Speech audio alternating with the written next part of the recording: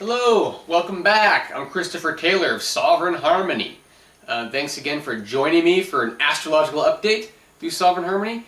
And so I just wanted to update you. Today is June 25th, 2012. It's Monday. And these next couple of weeks, there's a little bit of transitioning going on that I just wanted to give you some insights on and some perspective on. Okay, so we've had a whole bunch of energy the last couple of months. If you've seen my other videos, which are posted below, regarding Uranus-Pluto, Regulus, the Gemini-Sag eclipses, the Venus retrograde and occultation. Okay, all this information is all below, but it's all been window opening stuff, and now we're kind of looking at the key unlocking time period here the next couple of weeks to allow a lot of that stuff to kind of flow through. Okay, so what's happening is, if you recall, if you follow my Facebook or things like that, yesterday, June 24th, Sunday, was the first of the 7 Uranus-Pluto squares. We can start with that, okay? And so that's a 3-year window. More details below at the Uranus-Pluto power shift video that I posted. But basically, with Uranus and Aries, Pluto and Capricorn squaring each other, this goes back to the 1960s. What was started then in terms of revolution, in terms of independence, in terms of restructuring society for the new collective consciousness, well, this is a time period, these next 3 years, from June 2012 to April 2015, where what we decide during this time period will have far-reaching repercussions down the line, through time and across the world, okay? Big time stuff.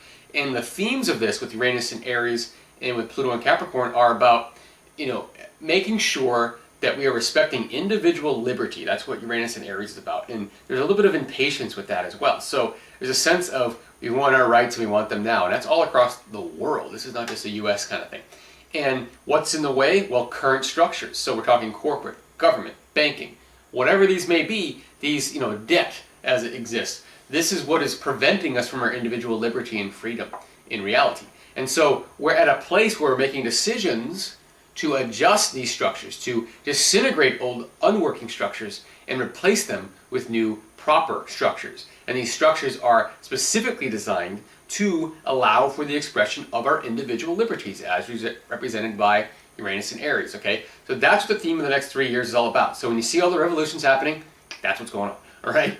Gonna be a big, energetic time, not a quiet time here. We will definitely look back at this time and see it as something crazy. Yes, and I do think we will be able to look back at this time. I don't think anything's ending here at the end of 2012, not in my opinion. Maybe I'm wrong though, but who cares? So moving on. Anyway, this energy will get stimulated this week, here around Friday, okay? And so Friday, we have the Sun in Cancer. If you remember last week, we had the solstice, the Sun entered Cancer, in other words. And so the Sun entered Cancer, and now it will reach about 8 degrees of Cancer at the end of this week, around the 29th, plus or minus. And so when it does that, it'll be opposing Pluto in Capricorn and squaring Uranus in Aries. So it'll be forming what's called a T-square, all right? So it looks like a T-square, if you're into architecture and things like that. And so this is a very, very intense kind of need to do something about this energy. So we're going to feel this in our charts, our personal lives, but we're also going to feel this on a collective level. So the first stimulation of this 3-year window kind of occurs at the end of this week, all right? So look for the end of this week into the weekend to open up some doors. There might be rumors, for example, of a terrorist attack. That could be an example of what could happen here as we lead up to July 4th, which is next week, on a Wednesday, a kind of a strange day for it's kind of awkward because it sets up these weird vacations for people, like, is this weekend the 4th of July weekend, or is next weekend the 4th of July weekend? And, but whatever you choose to do, it kind of breaks things up, and it reflects the energetic breakup of things that's occurring right now. It's not a coincidence that on a collective level we'll be especially in America, we'll be breaking up our energy. So routines will be broken the next couple of weeks here in a lot of ways, which is how you let new ways in when routines are broken. Routines are numb the mind, and they're antithesis to life. They are essentially walking to your death when you're too stuck in a routine. And so this is one of those times when routines get a little bit tousled and things are able to change. So the Sun will trigger this T-square at the end of the week, and then we have a full moon next week on July 3rd, in fact. And it will be almost right on Pluto in Capricorn. And it will be squaring then Uranus in Aries, okay? And then, the next day on July 4th, we have a yod being formed to Pluto, and this will be by Mercury and Venus. So Mercury and Venus will form a sextile to each other, 60 degrees apart. We'll have Venus in Gemini, and we'll have Mercury in Leo. So there'll be 2 signs apart, roughly at 8 degrees, Gemini and Leo, and they'll be forming what's called a yod to Pluto at about 8 degrees Capricorn. They'll also be forming aspects over to Uranus in Aries, okay? And so this will be a sense, so really from Friday, even late Thursday, all the way up until mid next week around the 4th of July, there's a sense of some energetic window cracking, opening happening. So I almost feel like there's going to be some kinds of rumors leading up to this event, or some kind of sense. The energetic sense here is that we feel things starting at the end of this week, and it's going to have something to do with the 4th of July as it approaches, okay? I don't know what that is exactly. I don't know if it's some kind of threat of economic collapse or some kind of threat of terrorist attack or something.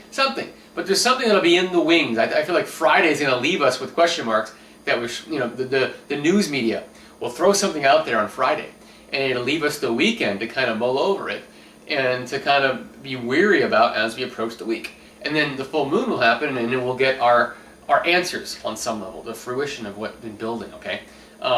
I feel something sketchy in the wings, and if you recall my videos, which again, links below, on that Gemini eclipse and Jupiter entering Gemini and all this, the sense of information getting kind of confused out there, I feel like this could be the time. This could be a piece of information, that stimulates a disagreement, a general disagreement out in the general populace, okay? And so this could be the first inklings of what these next 3 years are going to be all about, is right here over the next week, starting at the end of this week, okay? So that's on the greater scale, that's kind of what this next couple of weeks could start opening up here relative to this Uranus-Pluto square, these eclipses that we had in terms of information and how that plays out.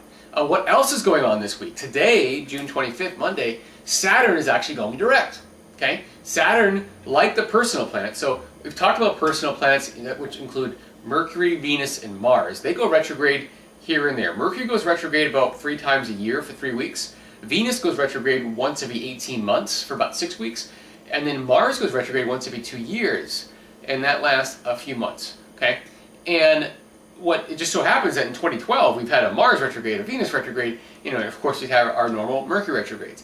And ever since we started 2012, we've been in either a retrograde or the shadow of a retrograde for one of these 3 personal planets. So starting day 1, January 1st, we were already in the shadow of the upcoming Mars retrograde. The Mars shadow started back in November, the retrograde started in late January. That retrograde was from January to April. That period we couldn't get anywhere because Mars is about going forward. When Mars is retrograde, it's like we're in our own way, people are in our way, and we just can't make any progress, okay? And Mars, just to let you know, officially exited the shadow of that retrograde here last week, right around the solstice. So that Mars retrograde, as frustrating as it has been for the whole first several months of 2012, is finally complete.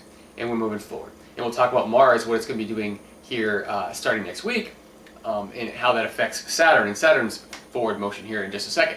But to get back to this whole idea of being in a retrograde or the shadow of a retrograde of one of these 3 personal planets since the beginning of 2012, we all entered 2012 with the idea that this was going to be the year, the new me, the new self, etc. But we've been faced with nothing but setbacks, nothing but having to go back, having to go within, having to restructure, go over things. It's been kind of a mess. And the Mars retrograde was part of that. We've had this Venus retrograde that we're currently in. Venus actually goes direct on a Wednesday. And we'll get back to that as well. So that retrograde started back in mid-May, and part of that was the occultation. Look at the video below, to the link below, for more on that Venus occultation. Very significant Venus retrograde. Again, Venus retrogrades happen every 18 months, but this Venus retrograde was an occultation, which is something where the Venus crosses the Sun that happens once every 105 to 120 years. Not something that happens every single time Venus retrogrades, okay? And it's a very significant time. This one was about ushering in the sacred feminine, ushering in the balance of the sacred feminine. We're now on the other side of that window, okay? And in addition to Regulus entering Virgo, again, video below explaining that. So the feminine is ready to be balanced with the masculine as we sit here now. And that's part of this restructuring too with that Uranus-Pluto square. We have to now create proper structures to reflect their independence and liberty. And part of that is our independence and liberty in terms of being able to be balanced as individuals, as both masculine and feminine, and not to be too masculine or too feminine, okay? And so we're all equal. We're all equally masculine and feminine. We need new structures to reflect that, okay? And so that's part of this restructuring, part of this revolution that's about to start here in the next 3 years. But anyway, back to these retrogrades. So we've been in these shadows, in these retrogrades, all the way through these first few months of 2012. And guess what? It's not going to end because, at least until August, because as we look down, this week, in fact, tomorrow, on Tuesday, June 26th, Mercury is going to enter its shadow for its upcoming retrograde here from mid-July to early August. So before Venus can even go direct on Wednesday, on Tuesday, Mercury starts its shadow for its next retrograde. So like I said before, since January 1st, we've been either in the retrograde or in the shadow of a retrograde of these three personal planets, Mercury, Venus, and Mars. And we can't get out of it, And this is not normal. This is not something that typically happens every year or anything like that. And it won't be until we get out of Mercury's next retrograde, or out of the shadow of that retrograde in late August, that we'll finally be in the clear. For the first time in 2012, we'll be in the clear in terms of being out of any retrogrades, out of any shadows of retrogrades of those personal planets. Things can finally start thrusting forward, okay? In addition to late August, when this comes through, when Mercury essentially exits its shadow, what's going to happen is Saturn's actually going to start picking up speed. Like I said, Saturn went direct today, but it's going to be slow and sluggish until about August, okay? So, and we'll get back in just a second to what Saturn represents in Libra, okay? But it won't be picking up speed until late August. So it picks up speed in late August. At the same time, Mercury exits its shadow, and also Mars will be leaving Libra at that time, okay? Mars enters Libra next week on July 3rd, the same day as that full moon, okay? And what's the significance of that? Well, Mars is the energy, again, of taking action. It's been in Virgo all the way back to November because of that retrograde it had. So it spent an extra long time in Virgo. But it's going to be entering Libra here on July 3rd. That's Tuesday, next week. And when it enters Libra, it'll be in Libra until late August. So in late August, again, we have Mars exiting Libra. We have Mercury exiting its shadow. And we have Saturn picking up speed. A lot of things to indicate that things start to really go forward late August through September. And until then, we're still in this sense of, final touches on, rebuilding ourselves as we move forward. And so what we're rebuilding, if we look at what we're looking at here this week, with Saturn going direct today, Venus going direct on Wednesday, Saturn in Libra. Saturn's been in Libra since 2009, late 2009, all right? And since late 2009, we have been working on relationship issues, relationship with ourselves in terms of our bodies, our self-worth, relationships with others, romance, business, family, and relationships with the world in terms of our role in the world, our potential in the world, our limits in the world, those kind of things. So a lot of restructuring. We didn't know we needed to restructure that until Saturn entered Libra in late 2009. In late 2009, we got a wake-up call, and that started a few-year period now that it's just been over and over and over, and all these relationships have been dealt with. And what we're doing is becoming more authentic in ourselves, and so because of that, we've had to restructure our relationships to better reflect that. Kind of like what's going on in the world with the Uranus-Pluto square, where we have individual liberty. We need to restructure the government and the corporations and the banking to better reflect that, to not prevent that from occurring. So we've discovered some things about our individualism over the last few years, and now we got to change our relationships to reflect that. So whether that's with family, with friends, with whoever, bosses, and whatever it is, okay, is our new relationship self, okay? And so as Saturn goes direct today, it will go direct in Libra, and it will exit Libra here in October 3rd, I believe, something like that, or maybe like the 7th, early October, okay? It will leave Libra. It won't be back to Libra until 2039. So this is like a once every 30-year kind of thing, and so it's, we've had the last few years to work on ourselves in terms of relationship selves, and we won't have another chance for another about 30 years or so. But what that means is that the time period from now until October, at least through September, we are putting forth our new relationship selves. We've done all the homework, all the paperwork, and now we're ready to move forward. It's just going to take a little while until we get to late August when Saturn picks up speed for us to really get to some sense where we think, okay, it's happening, all right? So there's still some last-minute things, last-minute details to put together to wrap up, to organize ourselves in a way to start moving forward. But we have all the information we need at this time, and now it's time to start implementing. July is going to be a lot of work. In addition to Saturn creeping through July in Libra, we'll have Venus retracing its steps over its shadow. So finishing its shadow for its retrograde. So Venus again goes direct on Wednesday. It's been retrograde since mid-May. And it won't exit its shadow until late July. So July really is a time period with relationships, because Venus retrograde periods and its shadows and everything have to do with us reorganizing our relationships. So we've been in this general restructuring of our relationship selves since 2009 with Saturn and Libra. But this Venus retrograde here in May and June of 2012, in addition to the occultation, which finishes up the cycle that started back in 2004, we're talking whole new self in terms of relationship here. And it's just going to take the month of July to really take what we've learned and to start putting it together. So July is like, we take, we're essentially entering July with all the pieces we need, okay? And July is about building those pieces, making something out of it, and then late August into September is about finally utilizing those new structures that we're putting together with the pieces that we're putting together in July, okay? So it's always one thing after another. And again, 2012 has been a little frustrating with all the retrogrades here, but it won't be until late August until we really break out of that. And it's interesting to note that the Mercury retrograde coming up, like I said, Mercury will enter its shadow tomorrow, and it'll be retrograding in Leo, the first 12 degrees of Leo, from mid-July to early August, and then it'll exit its shadow in late August when Saturn goes direct, when Saturn goes more, starts moving more quickly, and when Mars exits Libra. And so, at this time period, so essentially we have still work to do. And that Mercury retrograde is going to be a lot about our self-expression and reviewing what's blocking our self-expression, how we block ourselves in a lot of ways.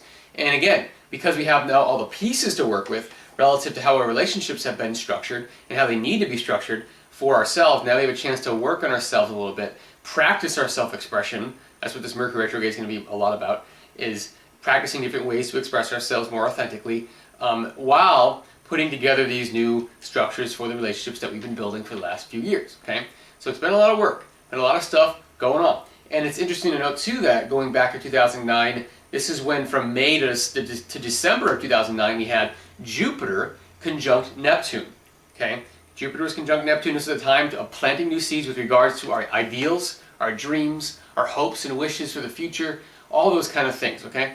And when these were aligned, we were kind of, even if we didn't know it, we were planting seeds for our new ideal selves, okay? And so right now we have Jupiter squaring Neptune. In fact, exact today, on June 25th, Jupiter square Neptune in plus or minus 5 days or so. So it really started happening late last week. It'll linger into late this week, right around the time when the Sun stimulates that T-square with the Pluto-Uranus square that I mentioned before. And so this time period is a time period for growing or cultivating what was birthed in 2009. And it's not a coincidence that 2009 was also when Saturn entered Libra. We started dealing with becoming aware of relationship patterns that need to change for us to more authentically express ourselves. That Saturn's going direct for the last time in Libra. It's kind of the final chapter of Saturn in Libra is here through the end of September into October.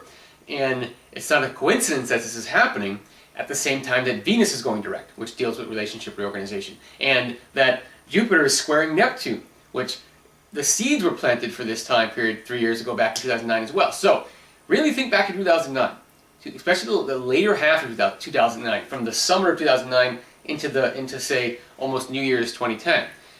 This time period, what was developing for you at that time?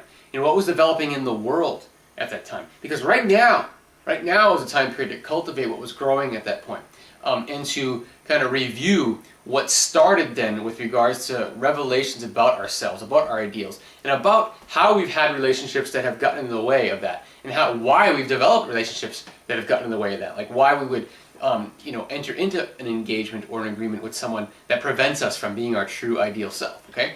And so that's where we're at right now. We're at this kind of place of, okay, this is how it's been, but this is how it's going to be. And this is where we're going with this, okay? And so that's where we are right now. There is some shifting going on the next couple of weeks. In addition, next week, Mars will be entering Libra, okay, on July 3rd, the same day as that full moon. And so what that's going to do, Mars again being the energy of action. So this is action in relationships, okay? So just when Saturn goes direct, a week later, we have Mars entering Libra. So again, we have all the pieces together, we have all the information, and July is all about putting it together. So Mars will be that that representation of putting energy into the action of building our new relationship patterns, okay? So that's July into August, and then lo and behold, Mars exits Libra in late August when Saturn picks up speed and when Mercury exits its shadow, and we're done contemplating our authentic expression, which is what the Mercury retrograde would be about. So it all adds up to, right here is late June. By the time we get to late August, the next 2 months is really about putting things together. Recognizing our true authentic expression, recognizing all the pieces we have now. We know how our relationships need to be structured at this point. We know how they need to be structured. Now it's just a matter of putting it together. And we can't do that overnight. We can't expect to do that overnight. The next couple of months is about learning and playing with it and trial and error, okay? But by the time we get to late August, that's when we're kind of satisfied with what we've developed and we're ready to thrust forward. August through September is very rapid. Okay, for the first time in 2012, we will be out of the retrogrades of the personal planets, out of the shadows. And it's kind of full steam ahead for a while until we get to November. November is a whole story on its own. We have 2 eclipses, we have a Mercury retrograde, we have the US election. Okay, I'll get to that later. That'll be a whole video on its own. But I just wanted to update you to where we are here in early summer. Here again, it's June 25th. So the next couple of months, what we can expect. I'll probably have another video for the Mercury retrograde and some reminders of what's going on as well at that point here in mid-July. But until then, thanks again for watching and for this update.